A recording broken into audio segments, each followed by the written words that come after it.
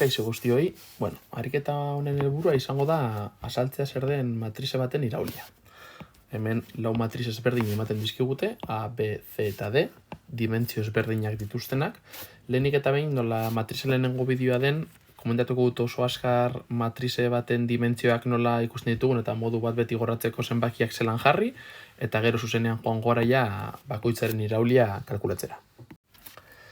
Demagun A matrizea daukagula eta jakin nahi dugu zein den matrize horren dimentsioak. Dimentsioak azkenean izango da jakitea zenbat lerro ezberdin ditugun eta zenbat zutabe.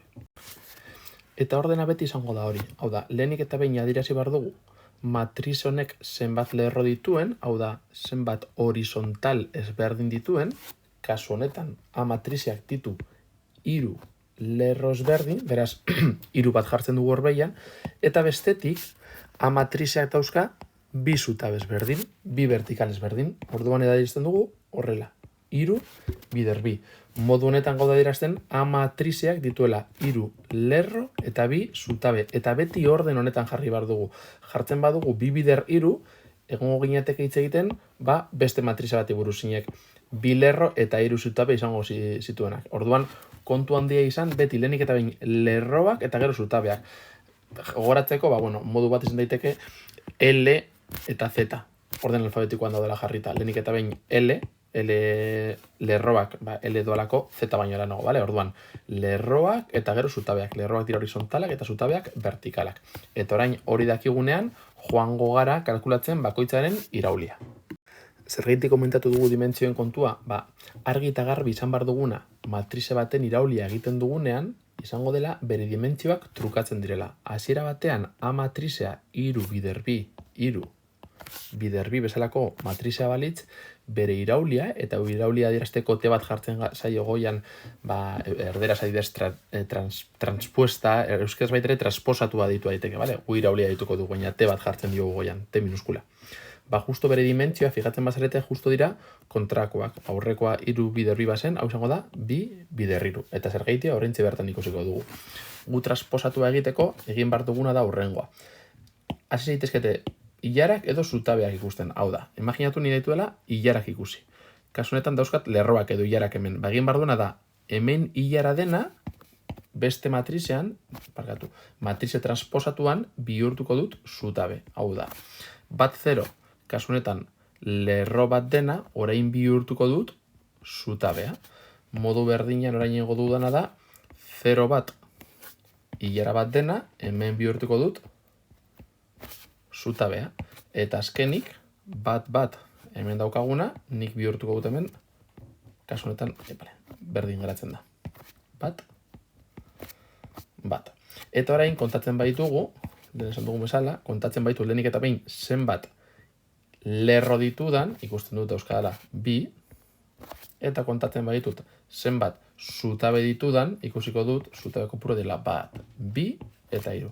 Beraz, bihurtzen da 2 bider 3 bezalako matrize bat. Hasiera batean 3 bider 2 dena, bukaeran 2 bider 3. Egin duguna da lerroak zutabe bihurtu. Baita ere, egin zitekeen zutabeak lerro bihurtzen. Eta hori da izango da adibidez, egingo duguna B matrizarekin. B matrizarekin, gertatzen zaiguna, kontatzen baditugu zutabeak izango dira. Lehenik eta behin lerroak barkatu. 1, 2 eta 3. Horregatik hemen jarri dut 3. 3 lerro daudelako. Eta orain zutabeak 1, 2 eta 3. 3 bider 3. Matrizek arratua. Ikusiko dugu, gai honetan askotan landuko ditugula matrizek arratuak. 3 bider 3. Beraz, bere iraulia, esan duguna da, dimentsioa jakiteko trukatu behar ditugula. Kasu honetan, bietan berdina denez, lortuko dugun matrizea irauliaren dimentsioak edo tamaina izango da honen oso antzekoa. Hemen baitare sartuko zaigu. Honek laguntzen dugu baitare gutxi grabera jakiteko matrizea nolako izango den. Aurreko matrizean egin duguna izan da lerroak bihurtu ditugu zutabeak. Orain kontrako egingo dugu ikusteko berdin ateratzen dela. Egingo duguna da zutabeak bihurtuko ditugu lerroak. Zenbat zutabe daude? 3. Zutabe bat, bigarren zutabea, koloreak nago erabiltzen edozein modutan ere, zuek ikusteko. Eta orain horiek jarriko dira hemen eta hemen. ordena jarraituz. Kasu honetan, zutabe horia zen bat, gorria bi 0, bi 0, eta berdea 0, bat, bi. Vale, ikusten duzun ezberdina da. Eta ingo duguna da, begiratuko dugu azkeneko bi matriza hauek, pizkat ezberdinak direnak, modu berdinen enten dira, ezberdinak dira azkenean, kasu honetan horizontal edo lerro bakarra dagoelako, eta kasu honetan zutabe bakarra. Ez ditut dimentsioa jarri, gomendatzen dizuelako zuei pentsatzeko nolakoak izango diren, nahi bat paratu bideo eta pentsatu.